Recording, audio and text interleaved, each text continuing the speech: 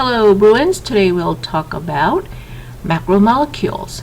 And in order to understand macromolecules, you need to know the terms monomers and polymers versus condensation reactions versus hydrolysis, and how these reactions form either a monomer or a polymer. And we'll just basically talk about carbs and lipids. Now, before we talk about carbohydrates and lipids, let's talk about carbon compounds. Now, carbon is a very unique atom that it can form four bonds, and the reason why it can form 4 bonds is because it has 4 valence electrons. So it easily bonds with atoms like hydrogen and oxygen to produce a variety of compounds. Organic compounds means carbon-based molecules. Examples: carbohydrates, methane, lipids, proteins, nucleic acids. However, inorganic means non-carbon molecules. And also understand the exception is to this is carbon dioxide. So carbon dioxide, notice, is not organic at all. It's inorganic. So if you look at all these molecules, again, you can see the variety of carbon molecules that you can have.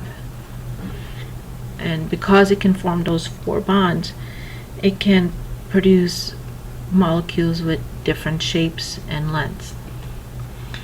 Now, organic macromolecules means large. The word macro means large. So macromolecules, or you also hear the word biomolecules or the word polymers. They all contain carbon, hydrogen, oxygen, and some will contain nitrogen, phosphorus, and sulfur. And there are 4 classes of macromolecules. Carbohydrates. So carbohydrates are sugars, are starches, and it only contains carbon, hydrogen, and oxygen. Lipids, or fats, like oil, butter, animal fat, also only contains carbon, hydrogen, and oxygen. And then we have proteins as muscles and their enzymes or antibodies. They contain carbon, hydrogen, oxygen, and nitrogen, and sulfur. And then you have your nucleic acids, your hereditary material. That's like DNA and RNA, and that contains carbon, hydrogen, oxygen, nitrogen, and phosphorus. Now, all these macromolecules are composed of monomers. What's monomers? So monomers are basic unit, and many monomers make up a polymer.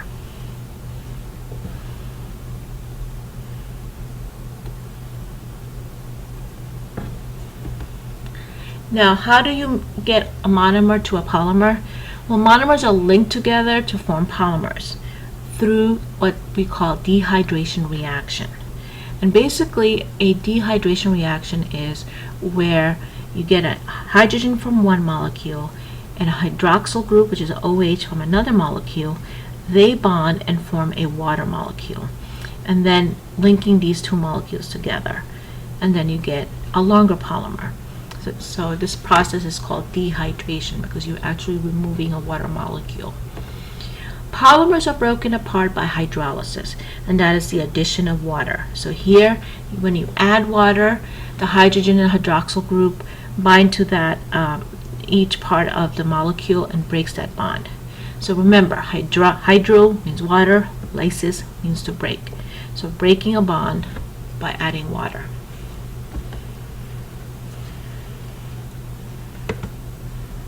Most biological molecules are very large and are built by assembling small molecules, or monomers, into long chains. The resulting molecules are called macromolecules, or polymers. A process of linking monomers, called dehydration synthesis, involves the removal of 2 hydrogen atoms and 1 oxygen atom to form water. One way this might happen is diagrammed here, where several generic monomers are shown with OH groups that could be used for linking. The animation illustrates the joining together of monomers by dehydration synthesis, catalyzed by a polymerase enzyme, and the reverse process, in which added water results in hydrolysis, catalyzed by a hydrolase enzyme.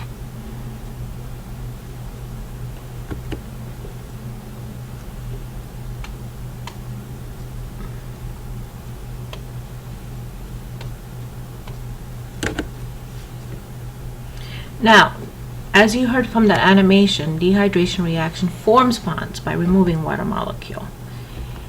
Hydrolysis breaks bonds and forms smaller molecules by adding a water molecule. So here's a picture, which is hydrolysis and which is dehydration. So if you look here, this first picture, you're removing a water molecule and breaking a bond. Not breaking a bond, I'm sorry, forming a bond. So this here, you're forming a bond. So this is removing water means dehydration. Now you also hear the word condensation. So they both means the same thing. Condensation reaction. Both removes a water molecule and forms a bond. On the other hand, here you're adding water, and by adding water you're breaking this bond to form two molecules.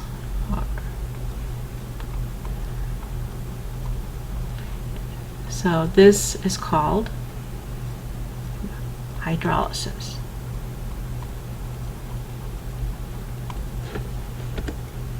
Now, carbohydrates are sugars and starches. They contain a carbon, hydrogen, and oxygen in 1 to 2 to 1 ratio. So a monomer of a carbohydrate is called a saccharide, or a better word, monosaccharide. And a polymer is called polysaccharide. So these are terms you need to know. An example of a monosaccharide is glucose. And why is glucose important? Because this is our blood sugar.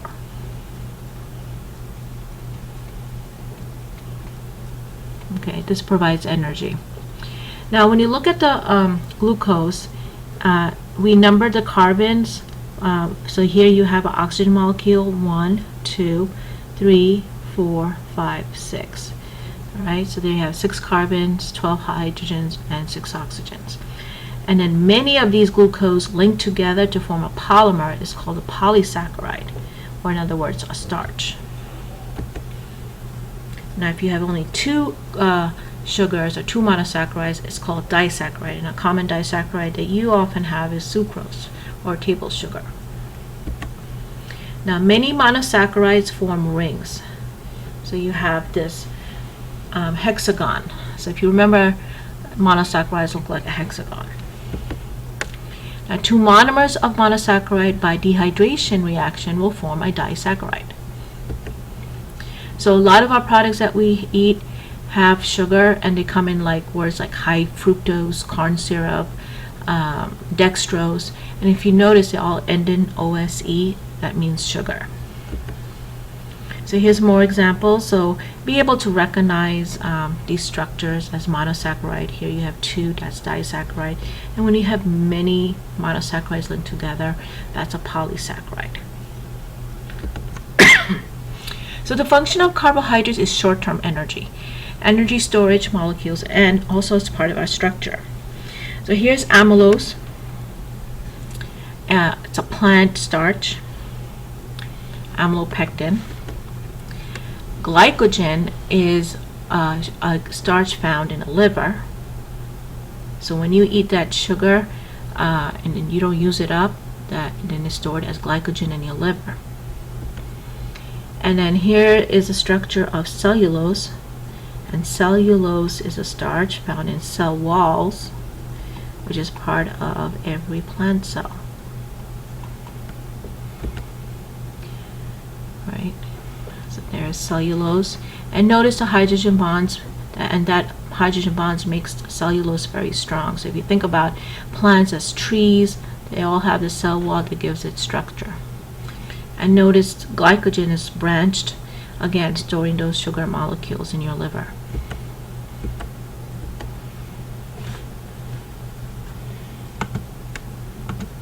Polysaccharides are polymers, long chains consisting of hundreds to thousands of linked monosaccharides.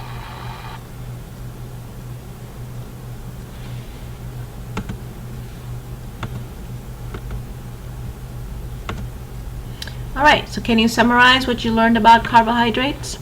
This is a great place to pause and see what you can remember.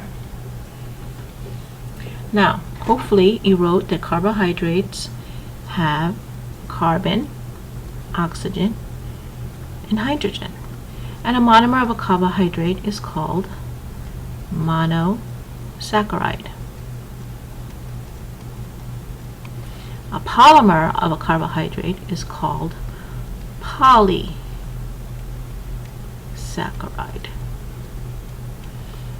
And a bond that forms this is a glycidic bond.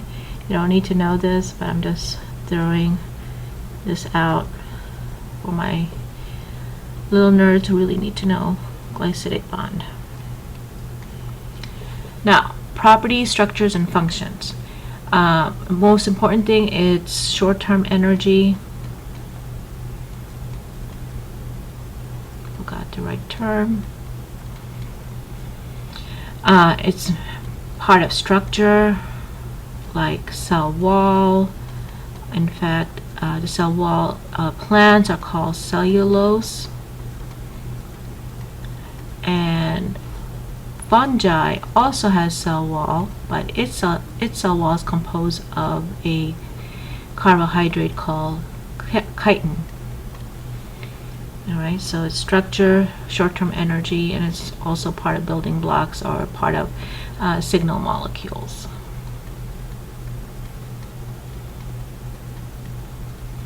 Alright, so there's a summary of carbohydrates.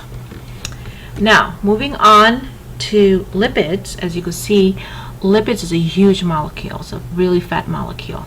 And basically it has parts, so it really doesn't have a monomer or polymer. So here you see glycerol. It has a 3-carbon backbone. And then you see this long chain of carbon and hydrogen chain. We call that a fatty acid. So it has 3 fatty acids, so it looks like an E. So think of a triglyceride as a E, lopsided E. And these are your fatty acid. Okay, so that's a triglyceride. Now, fat, as you know, it is oils or butter. So some fats are liquid at room temperature and some fats are solid. So the ones that are liquid have this kink in the fatty acid, and that is due to double bonds. Where this fatty acid, or we say it's saturated, because it doesn't have any double bonds, it's solid at room temperature. So because of this double bond, it has this kink and it remains as a liquid at room temperature. So you have saturated fats and unsaturated fats, and you probably heard of trans fats, and trans fats are something that where the hydrogen molecule is arranged in like opposite ends, and that's really not good for you because our body cannot break down trans fats. Now, another lipid that's really important is called phospholipid. And the reason why it's called phospholipid, it has a phosphate group right here, and it's a charged part, and then it's got 2 fatty acids. So a phospholipid is really important because it's part of our cell membrane. And here's a phospholipid. So notice there's 2 layers. So our cell membrane has 2 layers of phospholipids. So we call it bilayer of phospholipids.